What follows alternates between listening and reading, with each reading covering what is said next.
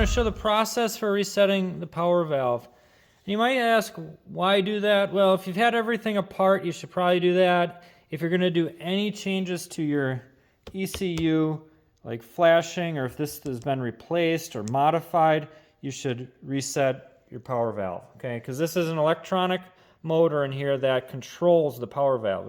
It's pretty great technology, but that said, in order to have that appropriately operate, it needs to be reset on occasion. So if you need to do that, you need a little part that comes with the bike.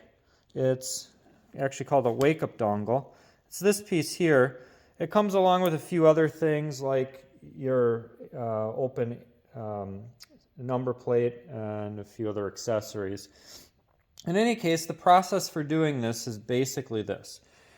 You want to have your throttle at approximately half throttle, and just, I mean, you can estimate, but I just marked no throttle, wide open, and about halfway. So then you hold the throttle half open like this, plug in the wake-up dongle. So normally this resides here. It's not plugged into anything. This is a dummy plug, I believe.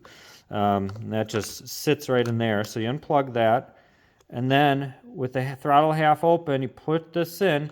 You'll hear a little click in your electronics, and then you keep this half throttle for 10 seconds. Then when you let go, you'll hear some readjustment here. You'll hear the motor start to move and the valve clicking. Okay, so let's see what that process looks like here. All right, so here's that process in order. Got my wake-up dongle here. I'm going to hold the throttle half open. As it's held half open, you plug this in to here. You hear a little click in here. I'm going to hold the throttle half open for at least 10 seconds. And then when I let go, you'll notice some noise coming from here. And what that's doing is it's going open and closed, trying to see what the limits are in there so it can fully calibrate itself. Ready? Let's hear it.